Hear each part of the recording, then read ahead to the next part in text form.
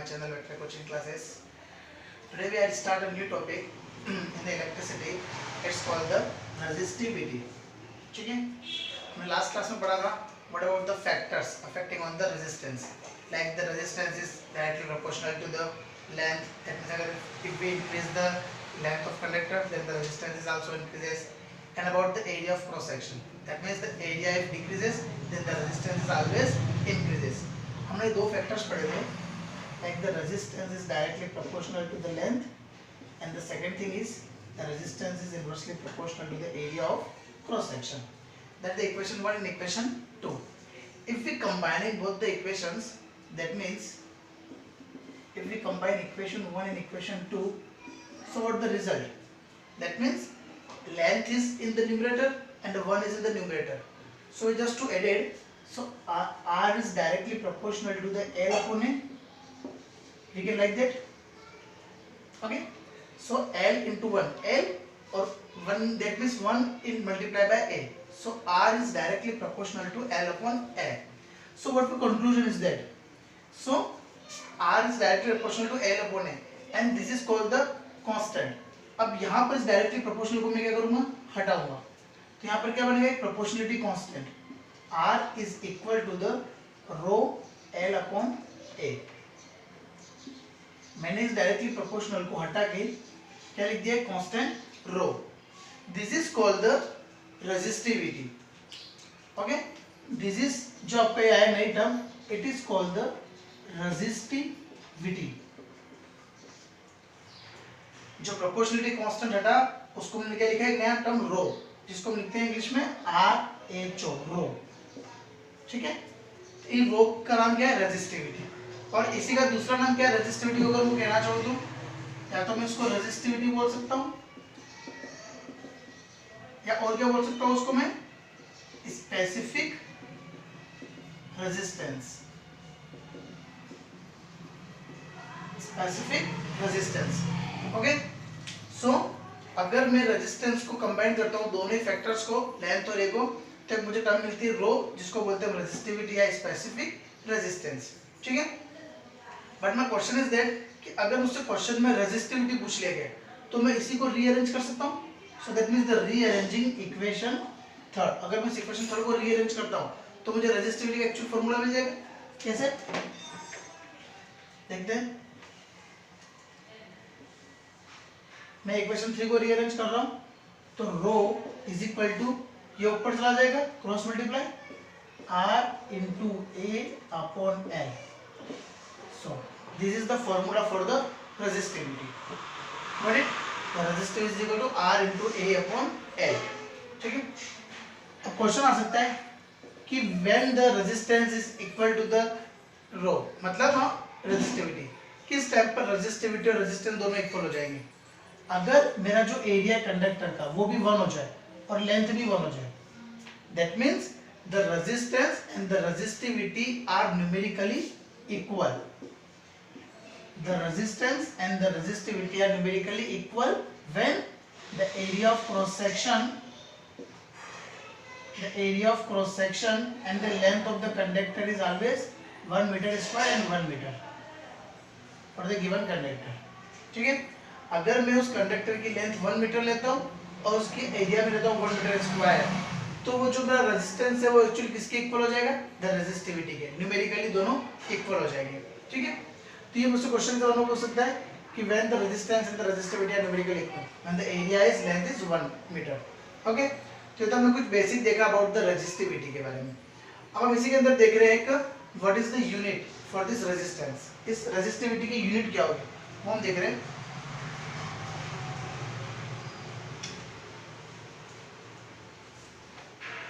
इसका दूसरा नाम भी ध्यान रखिए, it is called the specific resistance. Okay, so SI unit of resistivity. SI unit क्या हो जाएगी रेजिस्टिविटी की. देखो, आपको एसआई यूनिट इन तीनों की पता है. आर की एसआई यूनिट क्या होती है, ओम, मैंने ले लिया ओम, इनटू एरिया की यूनिट क्या होती है, मीटर स्क्वायर, लेंथ की यूनिट क्या होती है, मीटर. ठीक है, आपको याद करने की जरूरत नहीं, आपको सिर्फ 1 बाय 1 इन सब की याद होनी चाहिए, तो बाय डिफॉल्ट निकल जाएगी. 1 मीटर से 1 मीटर कट गया तो यूनिट क्या होगी इसकी, रेजिस्टिविटी की ohm metre. So this is the SI unit for the resistivity. Okay, तो ये हमने उसके ऐसे निकाल दी, कैसे निकाल दी, ओम इंटू एरिया की मीटर स्क्वायर, लेंथ की मीटर, ऐसे में निकाल दी ओम इंटू मीटर। ये मिल जाएगी the resistivity of given SI unit. ठीक है, अब हम देख रहे हैं आगे इसके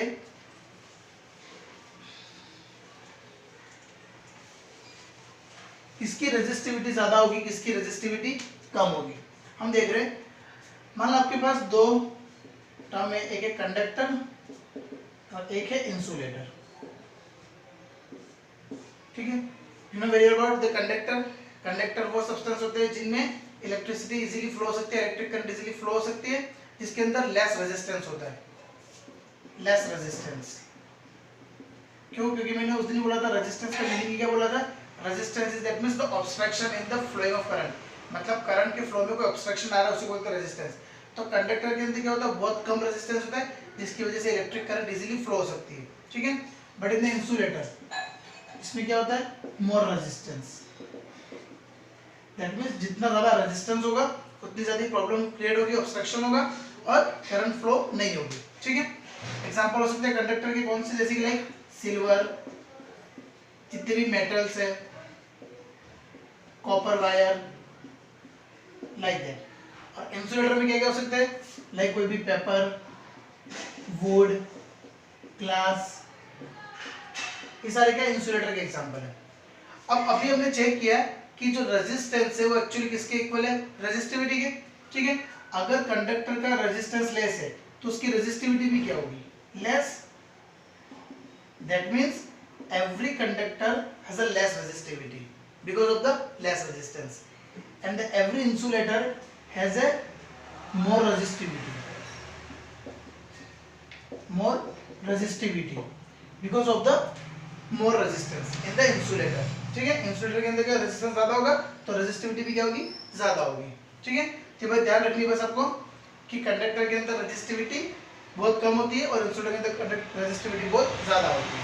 ठीक है, ये तो हमने कुछ इसका देख लिया अबाउट द रेजिस्टिविटी क्या किसकी होगी। हाँ, इसके एक्चुअली में आपको न्यूमेरिकल वैल्यू देने की जरूरत नहीं है। अगर मान लो कोई क्वेश्चन पूछा होगा तो आप वहां पर आपको हिंट दे रही होगी इसकी रेजिस्टिविटी इतनी है या इतनी नहीं है। ठीक है, अब हम देख रहे हैं इस पे बेस पर एक क्वेश्चन देखते हैं।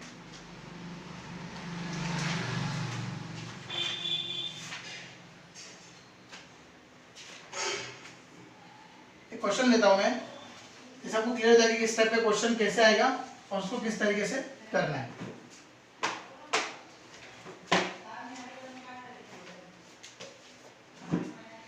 एक कॉपर वायर है जिसकी मुझे लेंथ दे रखी है 2 metre, area of cross section दे रखा है 1.7 × 10⁻⁻6 metre square, and as the resistance is 2 × 10⁻⁻2 ohm। Find the resistivity of the copper wire। The question is that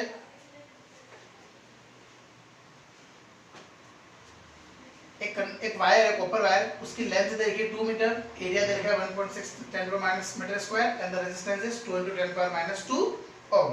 so find the resistivity of the given wire. अब मुझे पता है resistivity का simple सा formula क्या है, R × A/A। R कितना दे रखा था, 2 × 10⁻⁻2, A कितना दे रखा है 1.6 × 10⁻⁻6 अपॉन लेंथ कितनी है 2। तो क्या हो जाएगा, 2 से 2 कट गया यहाँ पर, और रेजिस्टिविटी क्या हो जाएगी 1.7, बेस सेम होता है, पावर क्या हो जाती है 10⁻⁻2 10⁻⁻6, so that is 10⁻⁻8। so it is the resistivity, but आपको इसकी यूनिट भी लिखनी पड़ेगी। यूनिट क्या होगी इसकी, ओम metre. so the resistivity of the given wire is the 1.7 10⁻⁻8 ohm meter। ठीक है, तो ये हमने यहाँ पर कंप्लीट किया टॉपिक रेजिस्टिविटी का। ठीक है, अब हम देख रहे हैं इसके बाद एक next topic is the most important topic इस पूरे चैप्टर का, जिसमें डायरेक्ट क्लास से क्वेश्चन अगर वो न्यूमेरिक क्वेश्चन पूछना चाहे तो भी वो इसी टॉपिक से पूछेगा, एंड अगर वो कोई थ्योरेटिकली क्वेश्चन या डेरिवेशन पूछना चाहे तो भी वो इसी क्वेश्चन से पूछेगा। ठीक है, तो क्वेश्चन देखते हैं, वो टॉपिक देखते हैं क्या होगा।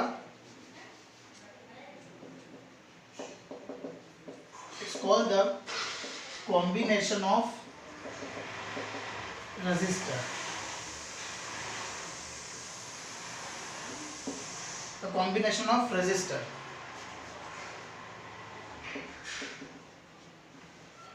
ठीक है, रजिस्टर का कॉम्बिनेशन दो टाइप से हो सकता है. ठीक है, मैं दोनों टाइप में बना रहा हूं.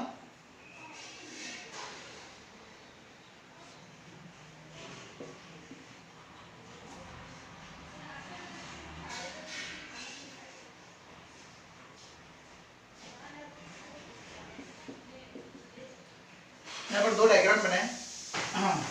Diagram 1, diagram 2. अब हम देख रहे हैं दो डायग्राम में two resistance are connected in series and the two are connected in parallel. कैसे पता पड़ेगा सीरीज पैरेलल में? देखो, when the resistance are connected end to end, मतलब फर्स्ट रजिस्टर का second point and second resistor का फर्स्ट पॉइंट, अगर दोनों कनेक्टेड है किसी पॉइंट से तो it is called the series register. और अगर दोनों ही रजिस्टर कनेक्टेड है किसी बिटवीन द सेम पॉइंट से, मतलब फर्स्ट रजिस्टर का फर्स्ट पॉइंट सेकंड रजिस्टर का फर्स्ट पॉइंट दोनों इससे कनेक्टेड है, और फर्स्ट रजिस्टर का सेकंड पॉइंट और सेकंड रजिस्टर का सेकंड पॉइंट अगर वो इससे कनेक्टेड है तो it is called the parallel resistor. Okay, when the resistance are connected end to end series and when the resistor are connected between the points are called the parallel. अब हम देखते हैं इसको वन बाय वन, सीरीज और parallel combination में इसका कैसे derivation पूछा जाता है या फिर इसका कोई न्यूमेरिक कैसे पूछा सकता है. मान लो कि सबसे पहले हम देख रहे हैं सीरीज रजिस्टर.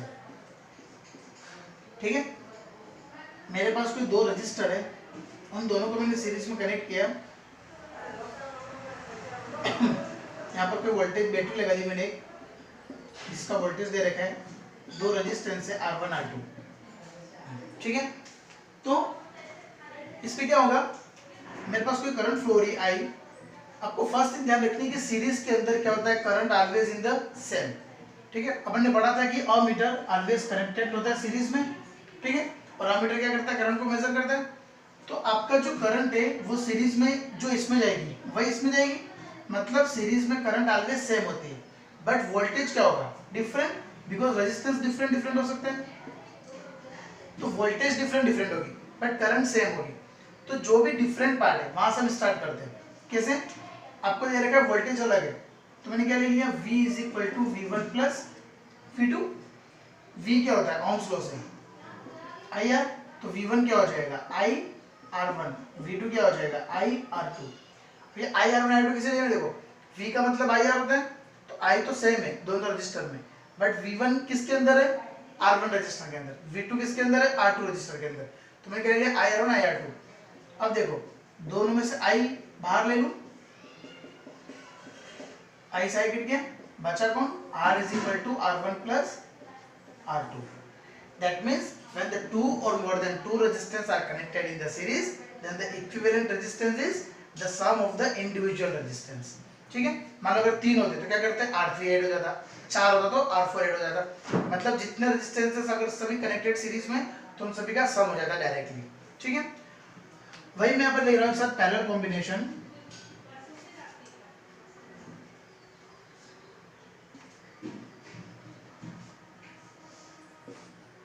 और यहाँ पर कोई बैटरी लगी हुई है V वोल्ट की, यहाँ पर R1 रेजिस्टेंस है, यहाँ पर R2. ठीक है, यहाँ से कोई करंट फ्लो हो रही है I. अब यहाँ से भी करंट फ्लो हो रही है, बट यहाँ पर क्या हो रहा है, करंट ब्रेक होगी. कुछ करंट यहाँ जाएगी तो कुछ करंट यहाँ पर आएगी. मान लो यहाँ पर I1 जा रही है, यहाँ पर I2 जा रही है, मुझे नहीं पता वो कितनी कितनी जा रही है. ठीक है, बट वोल्टेज देखो, हमने क्या बात की कि करंट में सीरीज में करंट सेम होती है, वोल्टेज डिफरेंट होता है, बट पैरेलल में क्या होता है, वोल्टेज तो सेम होगी, जो वोल्टेज आप तीनों में सेम, बट करंट डिफरेंट हो जाएगी. और जो भी डिफरेंट देगी वहीं से हम शुरुआत करते हैं. शुरुआत कहाँ से की मैंने, I से, I1 प्लस I2. I को क्या लिख सकता हूँ, ओम्स लॉ से, V अपॉन R, तो I1 क्या हो जाएगा, V upon R1 V upon R2. क्योंकि देखो यहाँ पर मेरा V सेम था इसलिए मैंने सिर्फ V और V लिया था. ठीक है, सो अगेन V कॉमन ले लूँ, यहाँ से अंदर क्या बचा, 1 upon R1 plus 1 upon R2. V से V कट गया तो क्या बचा, 1 upon R1 is equal to 1 upon R is equal to 1 upon R1 plus 1 upon R2. That means when the two or more than two resistors are connected in the parallel, then the sum of the reciprocal of individual resistance is equal to the reciprocal of equivalent resistance. ठीक है, तो इसमें क्या हो जाएगा, अगर connected है parallel तो उसका रिजल्ट क्या बनेगा, 1/r is equal to 1/r1 plus 1/r2. ठीक है, अब इसमें इसका डिराइवेशन भी आपसे क्वेश्चन पूछ सकता है या फिर इसका न्यूमेरिक भी पूछ सकता है, मतलब कोई प्रॉब्लम भी पूछ सकता है कि आपको कोई भी करंट दे देगा, I1 करंट दे देगा या फिर VR1 दे देगा, तो आपको रेस्ट ऑफ थिंग निकालनी है. ठीक है, इस टाइप का क्वेश्चन एक तो ट्राई करेंगे कैसे क्वेश्चन पूछ सकता है इसमें. बट आज यहाँ तक हमने देखा कि अबाउट द रेजिस्टिविटी क्या होता है and the combination of register कैसे होता है, सीरीज में क्या कनेक्ट होगा, पैरेलल में होगा. बट इसमें सबसे इंपॉर्टेंट थिंग आपको ध्यान रखनी है कि सीरीज में करंट सेम होती है, वोल्टेज डिफरेंट होता है, पैरेलल में करंट डिफरेंट होती है, वोल्टेज सेम होता है. ठीक है, लास्ट ऑफ क्वेश्चन देखेंगे किस टाइप से क्वेश्चन पूछ सकते हैं. बट आज आप यहाँ तक एक बार देखिए, अच्छे से इसको वापस करें और खुद क्वेश्चन सेल्फ ट्राई करने की कोशिश करें इन दोनों फॉर्मूले से. ठीक है, okay class, thank you so much.